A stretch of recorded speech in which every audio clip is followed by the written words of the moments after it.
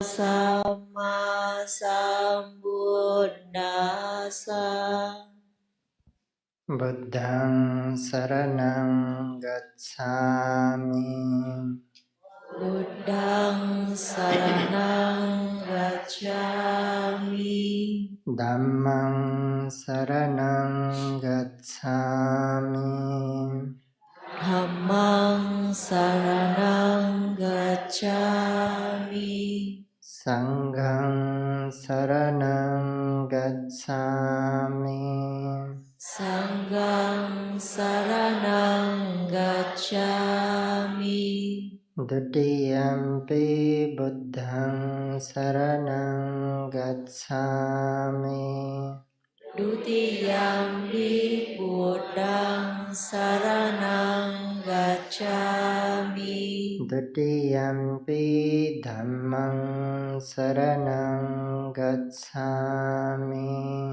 Dutiyampi dhammang saranang gacchami. Dutiyampi sanghang saranang gacchami. Dutiyampi sanghang saranang gacchami. Tatiyampi buddhang saranang gacchami. Tatiyampi buddhang saranang gacchami. Tatiyampi dhammang saranang gacchami. Tatiyampi dhammang saranang gacchami. Tatiyampi sanghang saranang gacchami. Tatiyampi sanghang saranang gacchami. Ti saranagamanang paripurnang. Amaphante. Panatipata viramani sikkhapadang samadhiyami. Panatipata veramani sikkhapadang samadhiyami. Adinādāna viramani sikkhapadang samadhiyami. Adinādāna veramani sikkhapadang samadhiyami. Abrahmacharya viramani sikkhapadang samadhiyami. Brahmacharya veramani sikkhapadang samadhiyami. Musāvāda viramani sikkhapadang samadhiyami. Musāvāda veramani sikkhapadang samadhiyami. Surameraya majjapama daṭṭhāna viramani sikkhapadang samadhiyami.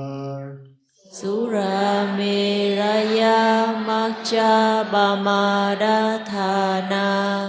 veramani sikkhapadang samadhiyami. Vikala bhojana viramani sikkhapadang samadhiyami. Vikala bhojana veramani sikkhapadang samadhiyami. Nacca Gita Vadita Visukadassana Malagandha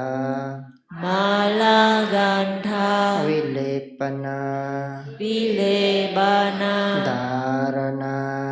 Dharana Mandana Vibhusanat ทานา วิภูสนาทานา เวรมณีสิกขาปดังสมาธิยามิ เวรมณีสิกขาบาดังสมาธิยามิ อุจจาสยนา อุจจาสยนาม หาสยนา มหาสยนา เวรมณีสิกขาปดังสมาธิยามิ เวรมณีสิกขาบาดังสมาธิยามิ ติสรณเนนะสหอัตถังสมณากตังอุโปสถสีลังธัมมังสาดกังสุรคิตังกัตวาอัปปมาเดนะสัมปาติธา อามาพันเต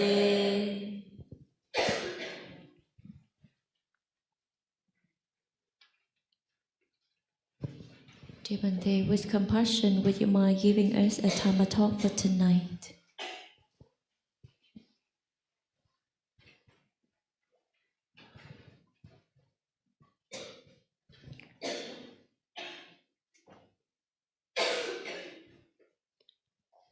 Today is 25th of December 2024.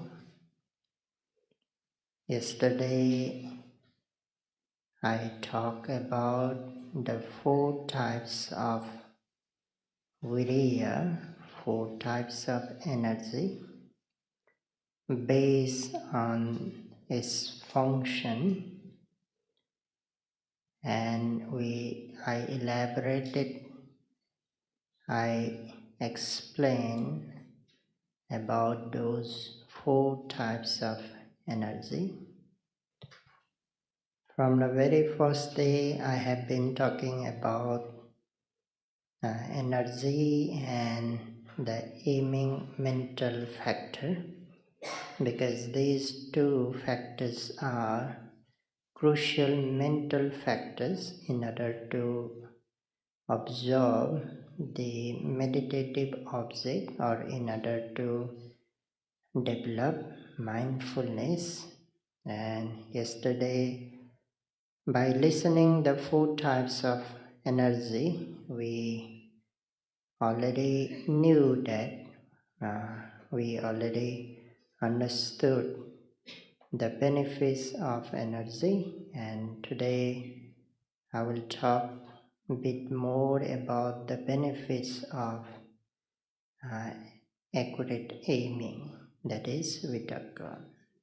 Accurate aiming, vitakka, is directly opposite to sloth and torpor. Sloth and torpor in Pali, thina midda, or simply we can say sleepiness.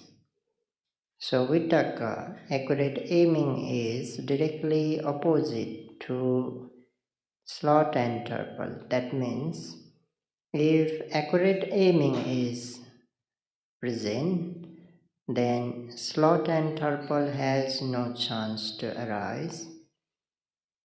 In contrast, if sloth and torpor is there, then that means there is no accurate aiming.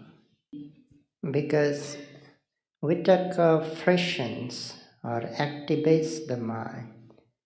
It blooms the mind, whereas sloth and torpor contracts the mind. It frees the mind. In that way, they are directly opposite to each other.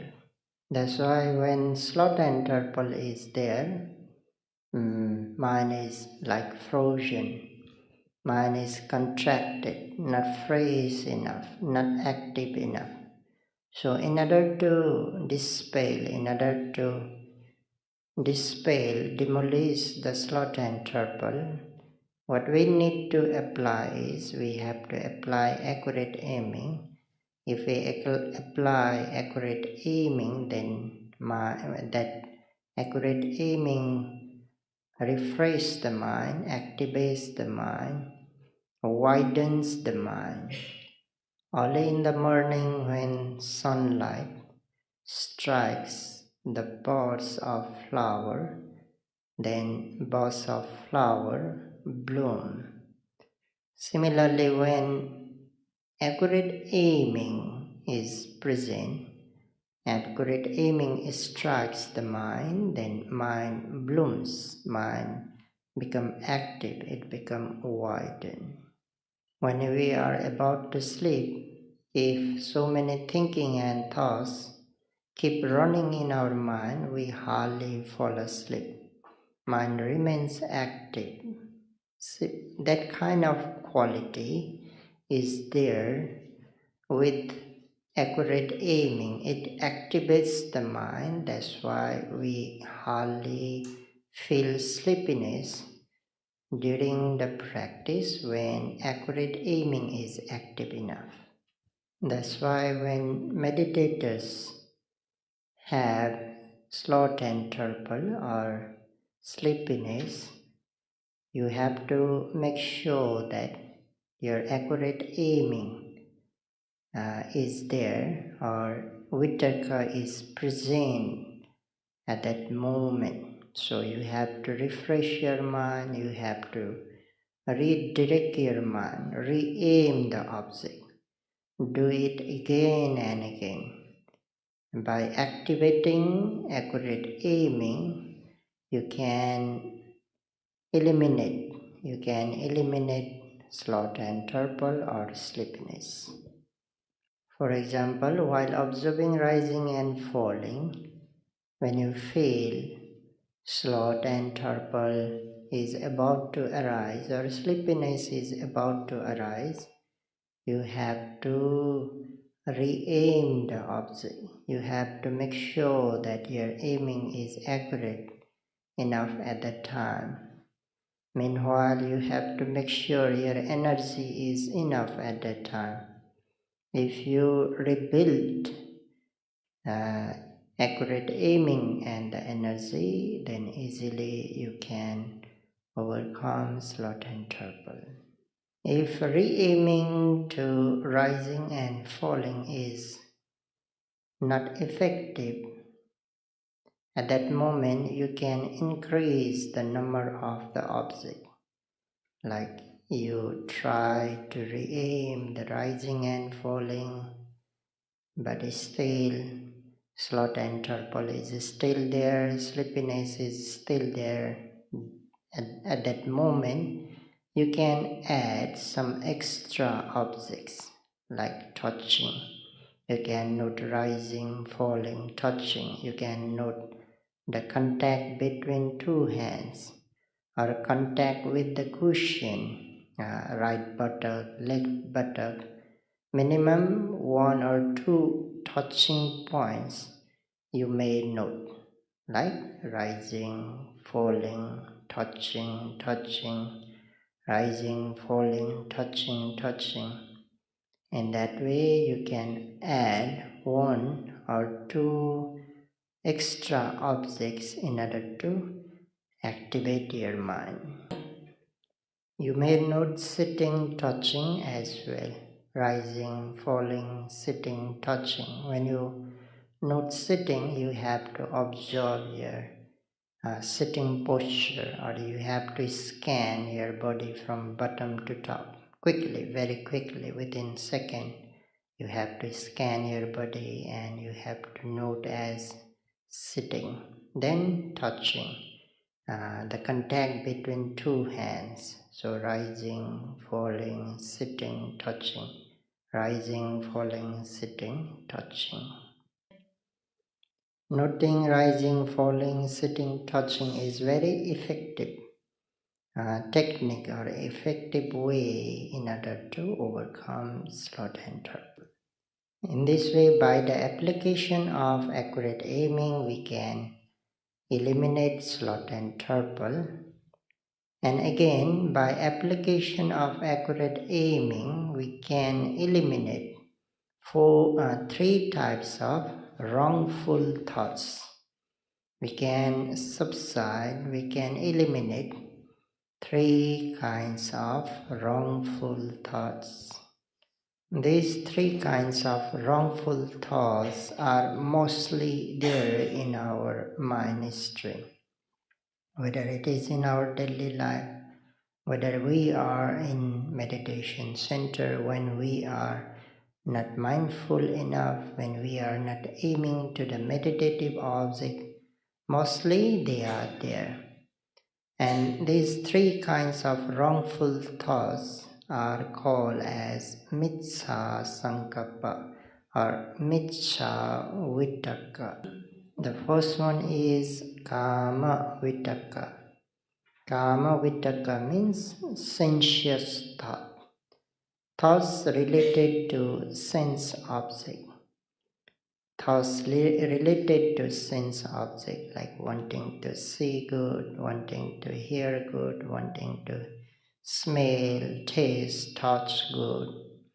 All the thoughts related to sense object associating with greed is called sensuous thought.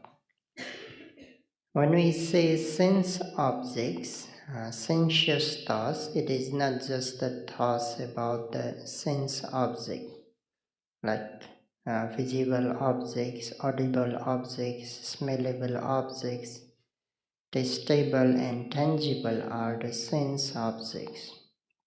But the containers of the sense objects are also can be included in sense object, like for example, food is the container of the taste, so food is also the sense object. Like a music is the container of the audible object, or singer itself is the object of the container of the audible object. So in that way, all the containers of the sense objects also can be included in sense object. Hence, whenever we think about like a food also, like our clothes also, like when we think about the places that we have been, that we enjoy, the music we have listened before, or when we think about the moment enjoying with friends, families, all these are about the sensuous thought because they contain the greed or attachment. We are sentient beings. We are living in sense realm. So that's why mostly we think about the sense objects. We think about the sense pleasure. So sense thoughts may arise in the form of thinking, in the form of planning, in the form of fantasy, in the form of daydreaming, and so on. The second thought is vyapada vitakka, thought related to hatred or ill will or aversion. When we have unpleasant object in our mind, when we think about the unpleasant object, then this anger related thoughts are about to tend to arise as in the form of growth, in the form of revenge, in the form of like a remorse, also in a form of not giving forgiveness, in so many forms the hatred related thoughts arise. And again, when anger becomes stronger, it transforms into vihingsa vitakka, the violent thoughts. Violent thoughts like want to harm others, want to want to abuse other, want to kill other. In this way, violent or cruel type of thoughts also arise in our mind when anger becomes stronger, anger becomes excessive. So in this way, in our mind stream, generally these three types of thoughts arise. If we are not aiming accurately, mostly they tend to arise. That is why we have to aim accurately to the meditative object. When our aiming is accurate enough to the meditative object, these three kinds of wrongful thoughts have no chance to arise. That means accurate aiming dispels or eliminates these three types of wrongful thoughts.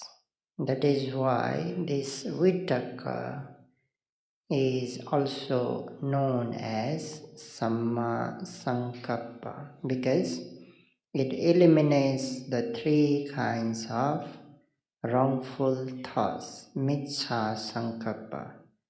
It eliminates three kinds of Miccha Sankappa or Miccha Vitakka. That is why in Noble Eightfold Path, it plays the role of Samma Sankappa. So in this way, when we apply accurate aiming, we can eliminate the three kinds of wrongful thoughts. We can eliminate the sloth and torpor, and by application of energy, we can prevent unwholesomenesses. We can eliminate laziness. These are the immediate benefits we can enjoy. Not only that, as we aim to the meditative object over and over by applying with the sufficient energy, mind slowly sticks to the meditative object. Mind firmly established to the meditative object. That means slowly mindfulness develops. Sati develops by having the accurate aiming and sufficient energy. That is what we are trying to do mainly in this retreat, development of the sati. And to develop sati, we need accurate aiming and energy. That is why from the very first day, I have been talking about the accurate aiming and the energy, because without these two factors, development of the sati is likely impossible. So what is sati now? Sati is mentioned as a non-wobbling mental factor or non-superficial mental factors towards the object. That is how sati is mentioned in the text. The nature of the sati is non-superficiality or the non-wobbling. In contrast, we can say that sati is the mental power or the mental factor which sinks into, which dives into or penetrates into the meditative object. Means when sati is present, then yogis, meditators' mind penetrates into the object. It does not slips over the meditative object. It doesn't first just superficially over the meditative object, but it does penetrate into the meditative object. Meanwhile, meditators become unforgetful of the meditative object. As the mindfulness develops, yogis become unforgetful. As meditators know, at the beginning of the practice, meditators mostly forget the object, miss the object. As mindfulness develops, meditators become unforgetful. They become able to keep in view the meditative object. Each and every moment, meditators or the mind keeps in view. So, keeping in view is the function, or non-forgetfulness is the function of the mindfulness. Football players keep in view of football. Badminton player keep in view of shuttlecock. Boxers keep in view of the movements of the opponent. Similarly, meditators keeps in view the object, always keeping in view. So it is possible when mindfulness is present. As meditators keep in view the meditative objects, then mind and the meditative object become face to face. In this way, when mindfulness develops, then yogis will feel the protection.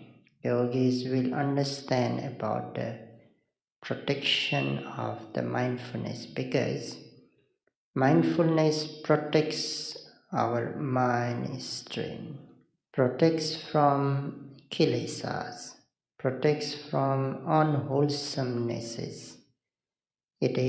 Mindfulness is like a protector of our mind, like a guard of our mind, like a doorkeeper of our mind, which does not give chance to arise unwholesomenesses or the kilesas in our mind stream. That is called in Pali as arakha.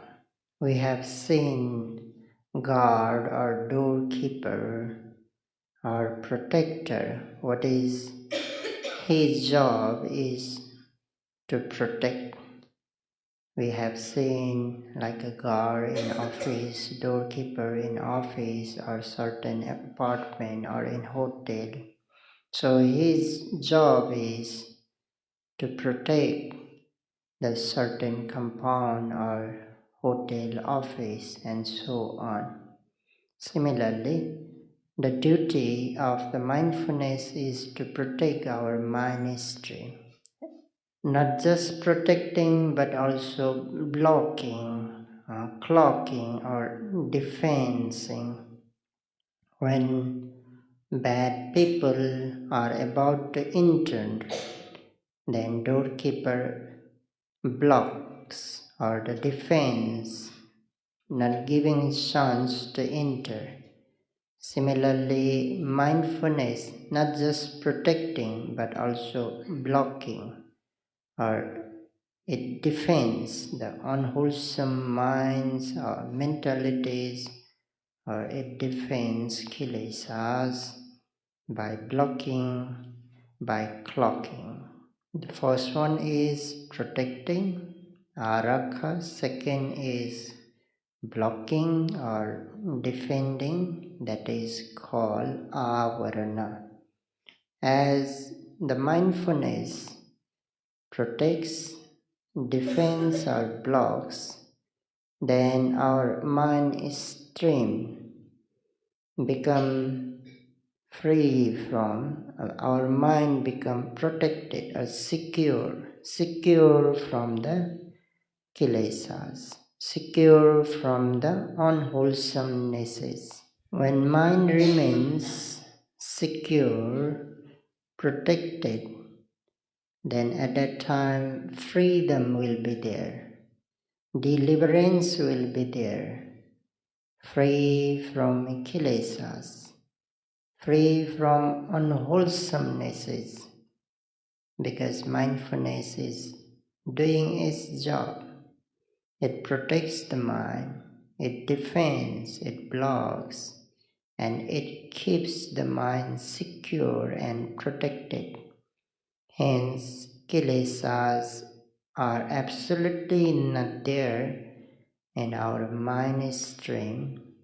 So, free from kilesas, freedom will be there, deliverance will be there, that is called in Pali mutti. This is how we can be free from kilesas. This is how we can be free from unwholesome mentalities. We just need to develop mindfulness. If mindfulness is present, if mindfulness is there, then we can be free from kilesas. When mind becomes free from kilesas, then automatically santi, the serenity or the calmness, will be there, because our mind remains uncalm, wobbling, shivering because of kilesas. If kilesas are not there, then mind remains calm enough. So calmness will be there, serenity will be there, and that is called in Pali santi. This is how we can enjoy the calmness of the mind, by being free from kilesas, by being free from unwholesomenesses. And to be free from kilesas, we need to develop mindfulness. So by development of the mindfulness, it is possible to enjoy the calmness of the mind or peacefulness of the mind. We are trying to develop mindfulness. That is why we are trying to develop mindfulness, in order to be free from kilesas, in order to develop calmness. And it is possible only when we develop the mindfulness. And when mindfulness is there, mindfulness will protect, mindfulness will defend, mindfulness will keep our mind protected, secure, then free from kilesas, then calmness. And the stronger mindfulness, the stronger calmness. If mindfulness is not strong enough, then calmness or peacefulness is also not a strong one, not a big one. But when mindfulness is strong, then we can enjoy a real calmness, the real peacefulness. These are the immediate benefits we can enjoy by development of the mindfulness. I'm not talking the benefits that we enjoy later. As soon as we develop mindfulness, all these benefits, all at once, we can enjoy these benefits. If we calculate by the time period, for example, for a second mindfulness is there, then for a second we can enjoy all this mindfulness. Similarly, if we develop mindfulness continuously for a minute, then 60 times, we can enjoy these benefits. If it is for 5 minutes, then 300 times. If it is for an hour, then 3,600 times we can enjoy these benefits. If whole day, then for whole day we can enjoy all these benefits. But in contrast, if we fail to develop mindfulness for a second, then for a second we miss these benefits. If we miss to develop the mindfulness for a minute, then 60 times we lose. If it is for 5 minutes, then 300 times we lose. And if it is for an hour, then 3,600 times we lose these benefits. These benefits slowly yogis, meditators will realize by themselves. Oh, my mind is now secure, my mind is being protected by the kilesas, or my mind is right now free from kilesas because the presence of mindfulness. Oh, my mind is calm now because of presence of the mindfulness. In that way, yogis themselves will realize the immediate benefits that they are enjoying. Right here, mindfulness prevents the kilesas not giving chance to arise in our mind stream. We know that prevention is better than cure. In medical field, the statement of the medical field, prevention is better than cure. We have to prevent, that is the better one. Similarly, preventing kilesas to not to arise in our mind stream is better one.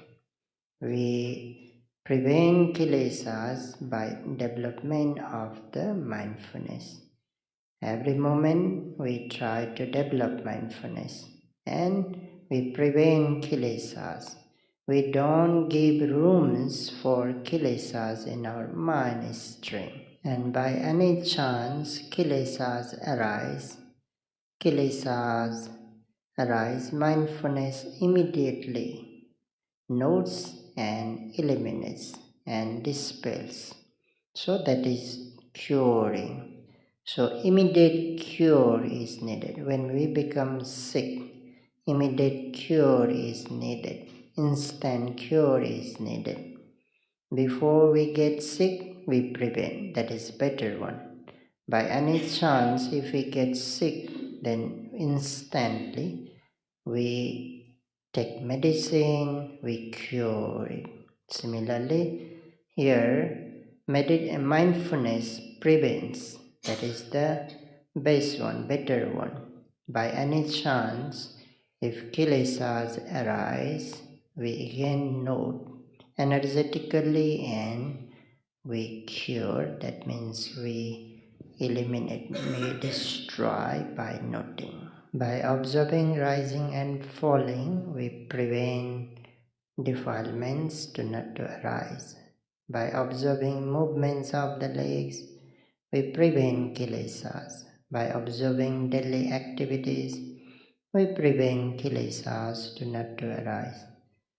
So all along the day, we keep observing physical objects, mental objects in order to prevent kilesas. And by any chance like anger arise, then we note immediately as anger and we dispel. By any chance if greed arise, we note and dispel. Laziness, then we note as laziness. In that way, instantly we note and we dispel. So that means we can enjoy these benefits not only in sitting but in walking also, in daily activities also.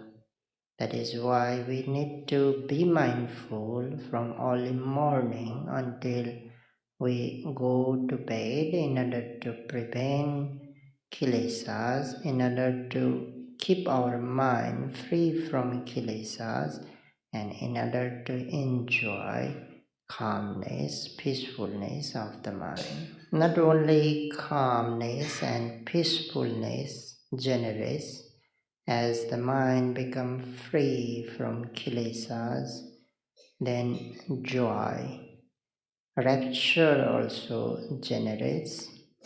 Mental bliss or the mental comfort also generates. Automatically, we don't need to do anything intentionally in order to develop, in order to generate the calmness, peacefulness, rapture, joy, mental bliss or happiness of the mind. We just need to develop mindfulness, and by development of the mindfulness, when mind becomes free from kilesas, we enjoy these benefits. And again, when mind is free from unwholesomenesses, kilesas, it becomes pure, it becomes clean. Meanwhile, it becomes stronger as well. Yesterday I mentioned when kilesas are there, like mind is infected, infections are there, hence mind can't be strong enough. Mind can't be strong enough, it's very weak. As mind becomes free from these kilesas, then mind also becomes stronger. In this way we can enjoy many benefits, and many benefits all as one we can enjoy when mindfulness develops. So that is what we are trying right now in this retreat, development of the mindfulness. And yet to talk about the concentration, how concentration develops, and what are the benefits we can enjoy by developments of the concentration, and by development of the concentration, how wisdom develops. Yet to talk, we will continue coming days about those things. For today, we need to develop mindfulness each and every moment, not only in sitting meditation, but in walking also, in daily activities also. And to develop mindfulness, we have to aim accurately. We have to apply sufficient energy. If we apply accurate aiming and sufficient energy, mindfulness develops, and we can have protection. Mindfulness protects our mind. There will be protection, there will be defense, there will be free from kilesas, there will be deliverance, there will be calmness, peacefulness, there will be rapture, there will be joy, there will be happiness. So may you all be able to enjoy all these benefits by development of the mindfulness. Imaya Dhammano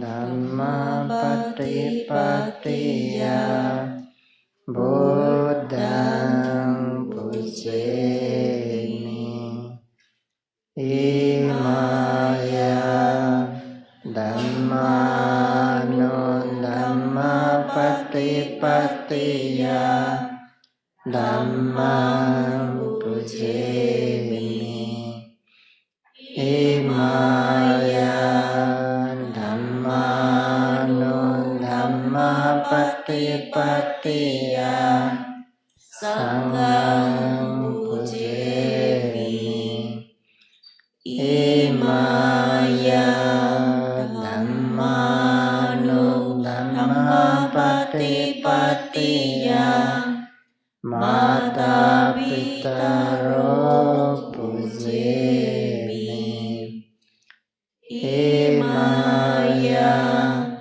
Dhammano Dhamma Patipatiya Acariye Pujemi Adaima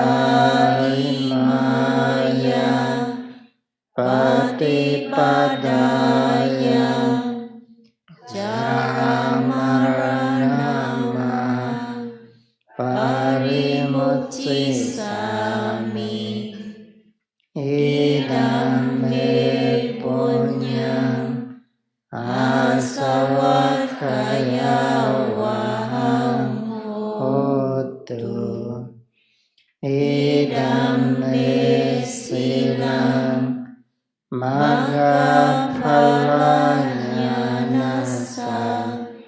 paccayo hotu imano punya bhagang Samba sattanam dema sambe satta sukhitam bhavantu sadhu sadhu sadhu